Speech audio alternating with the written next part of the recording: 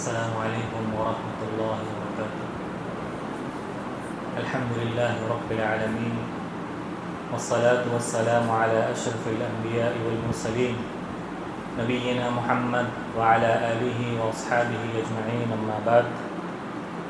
اعوذ باللہ من الشیطان الرجیم، بسم اللہ الرحمن الرحیم۔ انما یرید اللہ لیذہب عنکم الرجس اہل البیت ویطہرکم تطہیرا۔ معزز و محترم دینی و ایمانی بھائیوں، بزرگوں، دوستوں، ایک بڑا ہی مبارک سلسلہ جس کا تعلق ان صحابہ کرام سے جن صحابہ کرام کو اللہ کے نبی صلی اللہ علیہ وسلم نے اپنی زبان مبارک سے اسی دنیا کے اندر جنتی ہونے کی بشارت سنائی۔ مسلسل چل رہا تھا، لیکن تقریباً پچھلے 1 مہینے سے وہ سلسلہ موقوف رہا۔ انشاءاللہ پھر سے یہ سلسلہ ہفتہ واری طور پر جمعرات کے دن مسلسل اسی وقت عشاء کی نماز کے بعد ہوتا رہے گا۔ اللہ رب العالمین ہمیں ان دروس سے فائدہ حاصل کرنے والا بنائے۔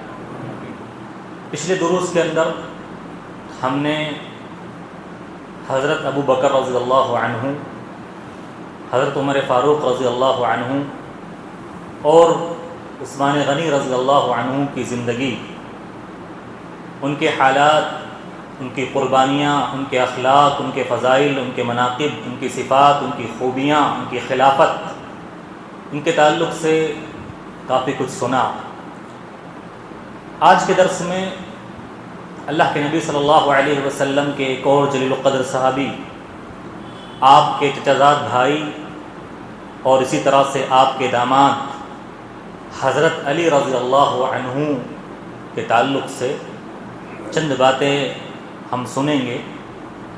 علی رضی اللہ عنہ کو اگر لوگ نہیں جانتے، کسی کو اگر پتہ نہ ہو ان کے بارے میں، تو اس مہینے میں جو مہینہ گزرا ہے ابھی، 10 محرم، 9 محرم اور محرم کے شروع کے 10 دن، اکثر لوگ سنتے ہیں دمادم مست کلندر علی کا پہلا نمبر۔ سنا ہوگا بچپن میں، ہم نے بچپن میں سنا تھا، ابھی بھی سنتے آ رہے ہیں۔ اور تعزیہ داری کرنے والے یہ نعرہ بڑے زور و شور سے بلند کرتے ہیں، دمادم مست کلندر علی کا پہلا نمبر۔ در حقیقت علی کا پہلا نمبر نہیں ہے خلافت میں، علی کا چوتھا نمبر ہے۔ جو لوگ یہ نعرہ بلند کرتے ہیں وہ جاہل ہوتے ہیں، انہیں پتہ نہیں ہوتا اس کا مطلب کیا ہے، انہیں حقیقت کا کچھ بھی پتہ نہیں ہوتا، اور یہ نعرہ بلند کرتے ہیں۔ یہ نعرہ بلند کر کے دراصل وہ الزام لگاتے ہیں دوسرے صحابہ کرام پر کہ دوسرے صحابہ کرام نے علی رضی اللہ عنہ کا مقام گھٹا دیا اور خلافت ان سے چھین لی۔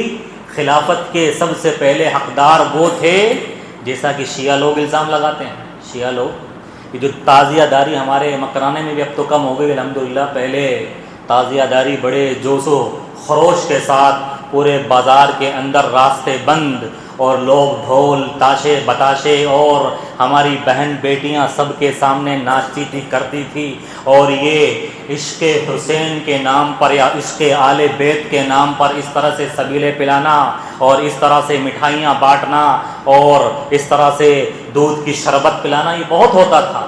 یہ انہی کا نعرہ ہے، کیا کہتے ہیں وہ؟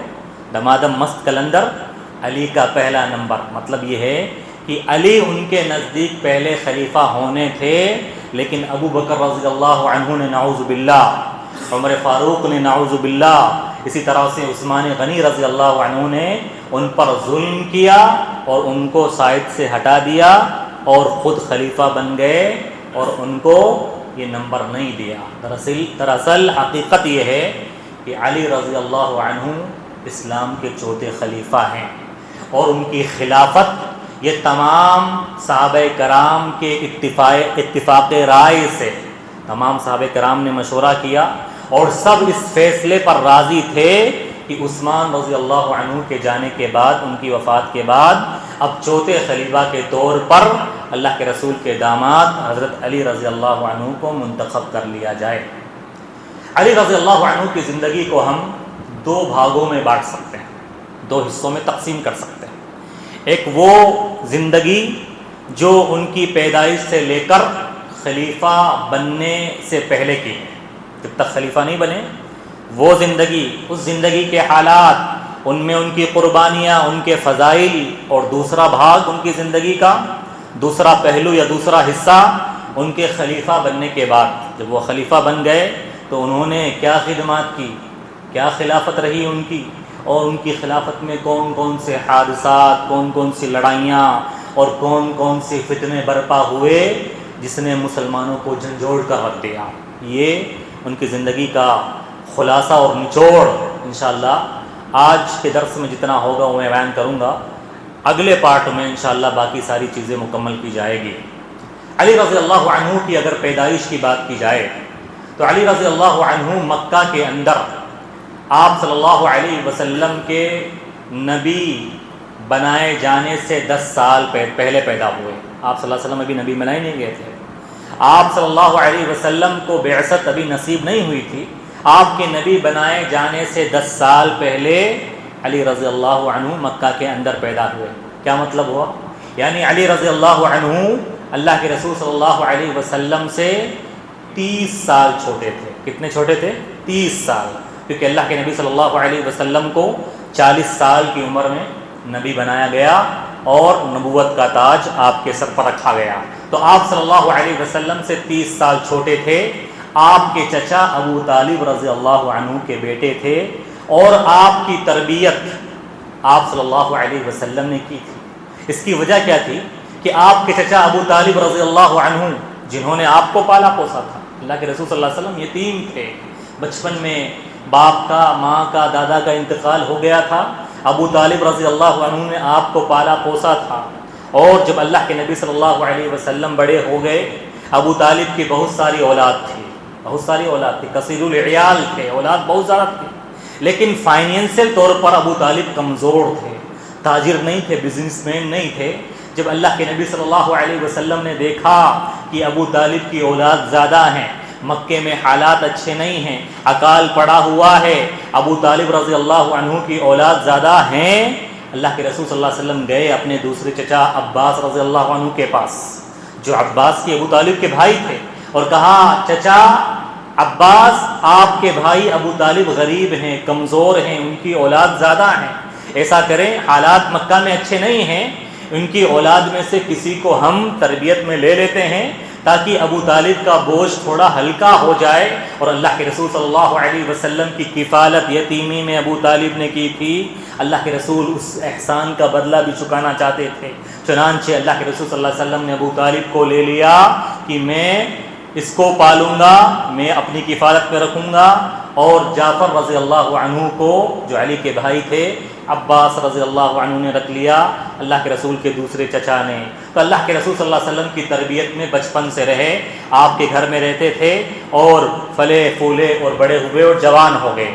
علی رضی اللہ عنہ بچپن میں سب سے پہلے ایمان لانے والے، جنہوں نے اسلام کو بچپن میں قبول کیا، ان کی عمر 8 سال کی تھی، سب سے پہلے بچپن میں اسلام قبول کرنے والے یہی علی رضی اللہ عنہ تھے۔ بلکہ اگر کہا جائے علی رضی اللہ عنہ اسلام کے سب سے پہلے فدائی تھے۔ جان جانے کا خطرہ ہے، میری جان چلی جائے گی، جان کا جوخم ہے، پھر بھی شجاعت دیکھیے، بہادری دیکھیے۔ جب اللہ کے رسول صلی اللہ علیہ وسلم نے ان سے کہا تھا ہجرت کی رات کہ اے علی میں ہجرت کرنے جا رہا ہوں، تمہیں آج کی رات میرے بستر پر، میرے گھر پر سونا ہے، اور میری ہری چادر اوڑھ کر سو جانا، تمہاری جان نہیں جائے گی، اس کی گارنٹی ہے، اللہ تمہاری حفاظت کرے گا۔ علی رضی اللہ عنہ بڑے ہی شجاعت کے حامل تھے، بڑے ہی نیڈر اور بہادر قسم کے، جان جانے کا خطرہ اور رزق ہے لیکن پرواہ نہیں کی۔ اللہ کے رسول صلی اللہ علیہ وسلم کا اشارہ ہوا، حکم ہوا، اور ہجرت کے موقع پر، ہجرت کی رات، اللہ کے رسول صلی اللہ علیہ وسلم کے بستر پر لیٹ گئے۔ پورے کفار مکہ اللہ کے رسول صلی اللہ علیہ وسلم کو جان سے مارنے کے لیے مکہ کی گشت کر رہے ہیں، پاگل کتوں کی طرح مکہ میں گھوم رہے تھے کہ نبی مل جائے اور نبو کا کام تمام کر دے۔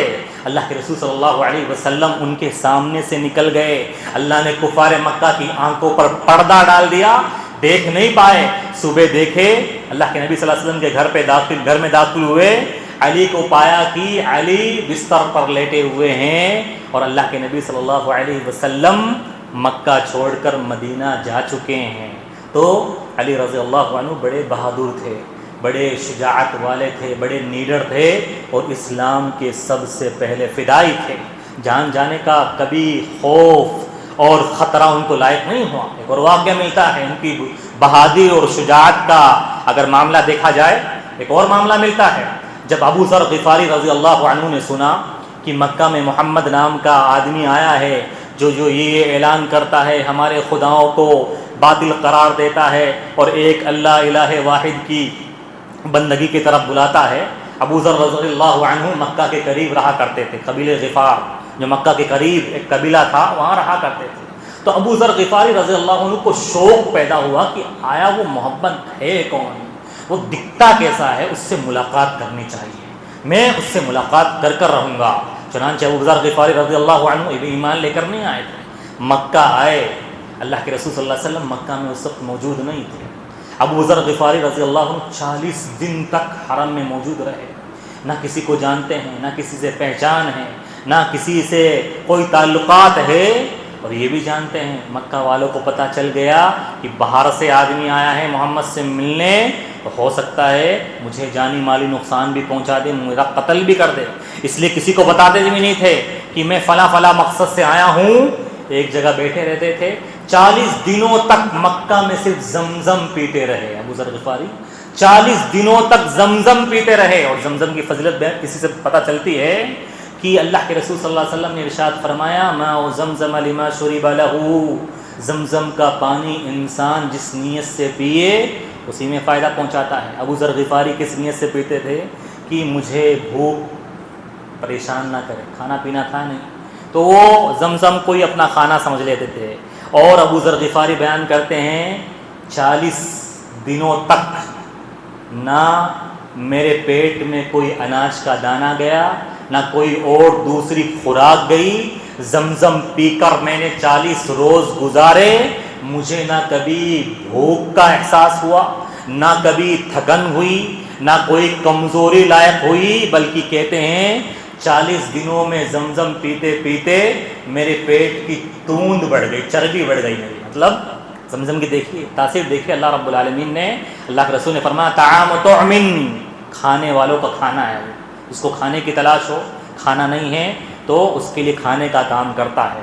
تو ابو ذر غفاری 40 دن تک بیٹھے رہے۔ علی رضی اللہ عنہ جب بھی حرم آتے تھے ان کو دیکھتے تھے کہ یہ آدمی نیا ہے، یہ کسی اور مقصد سے آیا ہے، اس سے پوچھتے ہیں کہ آخر کس نیت سے آیا ہے۔ گئے ابو ذر غفاری کے پاس اور پوچھا بھائی کہاں سے آئے ہو، مکہ کے تو نہیں لگتے ہو، کیا ارادہ ہے، کیا نیت ہے، کس غرض سے آئے ہو؟ تو ابو ذر غفاری نے چپکے سے کہا کہ میں محمد نام کے آدمی سے ملنے آیا ہوں، وہ کہاں ملے گا، کیسے اس سے ملاقات ہوگی؟ تو علی رضی اللہ عنہ نے کہا کہ اچھا ہوا آپ نے یہ بات مجھے بتائی ہے، مکہ کے حالات اچھے نہیں ہیں، کسی اور کو بتاتے آپ کے ساتھ معاملہ الٹا ہو سکتا تھا، چلیے میرے ساتھ 40ویں دن، چلیے میرے ساتھ، میں آپ کے آگے آگے چلوں گا، پیچھے آپ چلو گے، اگر مجھے کہیں خطرہ محسوس ہوا تو میں ایک طرف ہو لوں گا سائیڈ میں استنجا کرنے کے لیے، آپ سمجھ جانا کہ معاملہ خطرناک ہے اور چپ چاپ سیدھے آگے گزر جانا، میرا انتظار مت کرنا۔ دیکھیے علی رضی اللہ عنہ بچپن میں دیکھیے، انہیں پتا ہے کہ اگر میں نے ابو ذر کو بتایا نبی کے بارے میں، نبی سے ملوا دیا تو یہ کفار مکہ مجھے نہیں چھوڑیں گے، میرے پیچھے پڑ جائیں گے، لیکن اس چیز کا ڈر نہیں۔ دلیری دیکھیے، بچپن میں دلیری دیکھیے۔ اللہ کے نبی صلی اللہ علیہ وسلم سے کوئی آدمی ملاقات کرنے آیا ہے اور وہ اسلام لے آئے، تڑپ دیکھیے بچپن میں۔ اس طرح سے ابو ذر غفاری رضی اللہ عنہ نے اللہ کے رسول سے ملاقات کی علی رضی اللہ عنہ کی رہنمائی میں۔ علی رضی اللہ عنہ کے فضائل کی اگر بات کی جائے، ان کے مناقب، ان کی صفات، ان کی فضیلتیں بہت زیادہ ہیں، بہت زیادہ۔ پہلی فضیلت، اللہ کے نبی صلی اللہ علیہ وسلم نے علی رضی اللہ عنہ کی محبت کو ایمان کا حصہ قرار دیا ہے، یعنی وہی مومن ہے جو علی سے محبت کرتا ہے، اور جو علی سے محبت نہیں کرتا وہ مومن ہو ہی نہیں سکتا۔ ایک مرتبہ اللہ کے رسول صلی اللہ علیہ وسلم نے کہا اے علی لا يحبك الا مؤمن، اے علی تجھ سے مومن ہی محبت کرے گا، ولا يبغضك الا منافق، اور تجھ سے نفرت کرنے والا، تجھ سے جلنے والا اور بغض رکھنے والا وہ منافق ہوگا۔ اللہ کے رسول صلی اللہ علیہ وسلم نے ایمان کی نشانی قرار دیا ہے علی سے محبت کو۔ جس دل میں علی کی محبت نہ ہو وہ دل ایمان والا نہیں ہو سکتا۔ اور دیکھیے علی کی فضیلت، دیکھیے علی کی فضیلت دیکھیے، جنگ خیبر کے موقع پر مسلمانوں نے خیبر کے اندر یہودیوں کے سارے قلعوں کو فتح کر لیا، سارے قلعے جیت ڈالے اور یہودیوں کے سارے قلعے مسلمانوں کے اندر آ گئے۔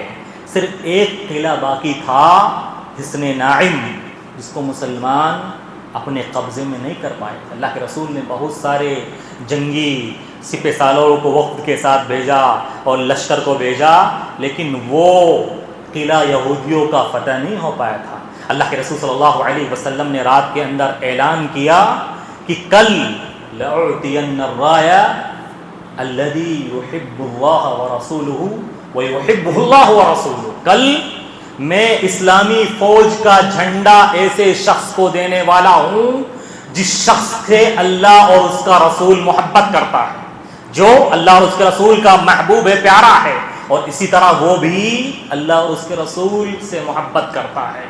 صحابہ کرام پوری رات نیند نہیں آئی، بے چینی کے عالم میں، کاش یہ تڑپ، یہ تمنا، یہ جھنڈا مجھے مل جائے، یہ جھنڈا اللہ کے رسول مجھے دے دے، کہ اللہ کے رسول نے اپنی زبان سے گارنٹی دی ہے وہ شخص جسے میں لشکر کا، اسلامی فوج کا جھنڈا دینے والا ہوں وہ اللہ اور اس کے رسول کا پیارا ہے۔ عمر رضی اللہ عنہ بیان فرماتے پوری رات مجھے نیند نہیں آئی، کبھی آج تک میں نے عہدہ اور منصب طلب نہیں کیا کہ مجھے کرسی دے دی جائے، عہدہ دے دی جائے، لیکن رات بھر میں نے اس تمنا میں گزاری کہ اللہ کے رسول کل مجھے جھنڈا دے دے اسلامی فوج کا، کیونکہ اللہ کے رسول نے خوشخبری ایسی سنائی ہے کہ ایسا شخص اللہ اور اس کے رسول کا پیارا ہے، محبوب ہے۔ صبح ہوئی تو اللہ کے رسول صلی اللہ علیہ وسلم نے کہا این علی رضی اللہ عنہ کہاں ہے، علی کہاں ہیں؟ تو لوگوں نے کہا کہ علی کی آنکھیں خراب ہے، ان کی آنکھیں آ گئی ہے، چشم آشوب ایک بیماری ہوتی ہے جس سے آنکھیں آ جاتی ہے، اور ہمارے ہاں بھی ہوتی ہے، آنکھوں میں گیڑی، آنکھیں پھول جاتی ہے۔ تو علی رضی اللہ عنہ کی آنکھیں آ گئی تھی۔ اللہ کے رسول نے بلایا علی رضی اللہ عنہ کو اور اپنا لعاب لگایا ان کی آنکھوں پر، اور علی کی آنکھیں دیکھتے دیکھتے ایسے ٹھیک ہو گئی جیسے کوئی بیماری تھی نہیں۔ اللہ کے رسول نے دیا جھنڈا خیبر کے موقع پر۔ علی رضی اللہ عنہ کہا اے علی، جو قلعہ باقی رہ گیا ہے وہ تمہیں جیت کر لانا ہے۔ علی گئے اس جھنڈے کے ساتھ لشکر لے کر اس قلعے کو فتح کرنے کے لیے۔ ان کے سامنے جو یہودیوں کا سب سے بڑا سپاہی اور سپہ سالار تھا، اس کی طوطی بولتی تھی، بڑا خطرناک تھا، وہ بڑا بہادر اور نیڈر اور بڑا جنگ کے معاملے میں بڑھ چڑھ کر لوگوں کو مارنے والا، شہید کرنے والا تھا۔ للکارا علی رضی اللہ عنہ کو، للکارا اس نے کہ علی تم میرا مقابلہ کرو گے؟ آج تک کوئی مجھ سے جیت نہیں پایا، تم اور تمہاری اوقات، تمہاری حیثیت، تمہاری عمر کیا ہے، میرے سامنے ٹک پاؤ گے؟ علی رضی اللہ عنہ میں للکارا کہ میرا نام میری ماں نے حیدر رکھا ہے، حیدر، میں بھی پیچھے ہٹنے والوں میں سے نہیں ہوں، تم ایک وار کرو گے میں اینٹ کا جواب پتھر سے دینے والا ہوں۔ علی رضی اللہ عنہ نے حملہ کیا اور اس سپہ سالار کو قتل کر ڈالا، اور وہ فتح قلعہ بھی علی رضی اللہ عنہ نے فتح کر لیا۔ علی رضی اللہ عنہ کے فضائل دیکھیے آپ۔ اللہ کے رسول صلی اللہ علیہ وسلم جنگ تبوک پر نکل رہے ہیں، جنگ تبوک پر آپ کا ارادہ ہوا کہ علی تمہیں مدینہ میں رہنا ہے، مدینہ میں تو کوئی ہونا چاہیے نا، اب بیویاں ہیں، بچے ہیں، عورتیں ہیں، اور یہاں پر بھی لوگ رہیں گے، ان کی حفاظت کے لیے بھی لوگ چاہیے۔ علی رضی اللہ عنہ نے کہا کہ اللہ کے رسول آپ مجھے عورتوں اور بچوں میں چھوڑ کے جائیں گے، سارے صحابہ تو آپ کے وہاں پر اللہ کے راستے میں جنگ کریں گے، اور مجھے آپ یہاں چھوڑ کر جا رہے ہیں۔ اللہ کے رسول نے ان سے کیا کہا، اے علی تمہارا مقام میرے نزدیک کون سا ہے تمہیں پتہ نہیں؟ اما ترضى ان تكون منزلتك مني بمنزلة ہارون لموسیٰ، کیا تم اس بات کو پسند نہیں کرتے کہ تم میرے لیے ویسے ہی بن جاؤ جیسے کہ ہارون اپنے بھائی موسیٰ کے لیے بن گئے؟ موسیٰ 40 دنوں کے لیے کوہ طور پر گئے تھے، تو اپنے بھائی ہارون کو چھوڑ کر گئے تھے۔ کیا تم اس بات کو پسند نہیں کرتے کہ جو مقام اللہ نے ہارون کو عطا کیا موسیٰ کے لیے وہی مقام تمہیں مل جائے؟ کیا یہ بات پسند نہیں ہے؟ تو علی رضی اللہ عنہ کو یہ مقام اللہ کے رسول صلی اللہ علیہ وسلم نے عطا کیا۔ علی رضی اللہ عنہ کے فضائل بڑے زیادہ ہیں، بڑے ان کے مناقب ہیں، لیکن افسوس ہوتا ہے شیعوں پر، صوفیوں پر، جنہوں نے محبت اور عشق کے نام پر پورے کی پورے اسلام کی تاریخ بدل ڈالی، اور محبت کے نام پر علی رضی اللہ عنہ کی ذات میں اس قدر غلو کیا شیعوں نے کہ ان کو رب کا درجہ دے دیا، ان کو معبود بنا ڈالا۔ اور بہت سارے شیعہ تو آج بھی کہتے ہیں کہ سب کچھ علی رضی اللہ عنہ، پوری کائنات میں تصرف کرنے والے، پوری کائنات میں جو کچھ ہوتا ہے لوگوں کو کھلانے پلانے والے علی رضی اللہ عنہ ہیں۔ علی مولا، مولا علی کہتے ہیں ان کو، مولا علی یعنی علی ہی مولا ہیں۔ ایسا فتنہ علی رضی اللہ عنہ کے زمانے میں پیدا ہو گیا تھا۔ کچھ لوگوں نے علی رضی اللہ عنہ کی یہ فضائل دیکھ کر جو اللہ کے رسول نے بیان کیے، ان کی ذات میں اتنا غلو کیا، اتنا بڑھ گئے کہ ان کو اپنا معبود بنا لیا کہ علی تم ہی ہمارے اللہ ہو، تم ہی ہمارے رب ہو۔ علی رضی اللہ عنہ سمجھایا ان کو، بار بار سمجھایا، نہیں مانے وہ، نہیں علی تم ہی رب ہو۔ بار بار کہنے لگے وہی اللہ جو عرش پر مستوی ہے وہی علی بن کر دنیا میں آ گیا، نعوذ باللہ من ذالک۔ علی رضی اللہ عنہ نے سمجھایا میری ذات میں غلو مت کرو، نہیں مانے وہ۔ علی رضی اللہ عنہ نے کھڈا کھدوایا اور سب کو اس کھڈے میں ڈال کر آگ لگا کر جلوا دیا، میں اللہ کا بندہ ہوں اور میری شان میں اس قدر غلو کہ مجھے رب بنا دیا جائے، میرے جیتے جی میں برداشت نہیں کر سکتا۔ جب لوگوں کو ڈلوایا اس کھڈے میں اور آگ جلانا اسٹارٹ کیا گیا، تب بھی لوگوں نے کیا، اب تو ہمیں اور یقین ہو گیا کہ تم ہی ہمارے رب ہو، کیونکہ رب ہی آگ کا عذاب دے سکتا ہے۔ میرے بھائیو، علی رضی اللہ عنہ کی ذات میں جو غلو ہمارے ہاں پایا جاتا ہے، شیعوں کے یہاں یا بعض اور قبیلے، بعض اور یہ جو مذہب پائے جاتے ہیں، اللہ ان کو ہدایت دے، اور ان کی نام پر یہ محرم پر عشق رسول اور عاشقان اہل بیت کے نام پر یہ سب آپ کو پتہ ہے یہ کوئی ڈھکی چھپی بات نہیں ہے، یہ سب ڈھکوسلا ہے، اسلام سے اس کا کوئی تعلق نہیں ہے۔ علی رضی اللہ عنہ بری ہیں۔ علی رضی اللہ عنہ ایک انسان تھے، اللہ کے بندے تھے، اللہ کے رسول کے داماد تھے، اور اللہ کے رسول صلی اللہ علیہ وسلم کی اس امت کے چوتھے خلیفہ تھے۔ یہ فضائل اور مناقب ہیں، انشاءاللہ اگلے درس میں ان کی زندگی کے اور کچھ پہلو، ان کے کچھ اور فضائل اور مناقب اور ان کی خلافت کے حالات، ان کی زندگی انشاءاللہ اگلے درس میں بیان کرنے کی کوشش کروں گا۔ اللہ تعالیٰ سے دعا ہے کہ اللہ تعالیٰ ہمیں صحیح اسلامی تاریخ کو سمجھنے والا بنائیں۔ اللہ تعالیٰ ہمیں ان صحابہ کرام کی زندگی کو آئیڈیل سمجھ کر ان کے مطابق اپنی زندگی کو ڈھالنے والا بنائیں۔ آمین۔ اقول قولی ھذا استغفر اللہ لی ولکم۔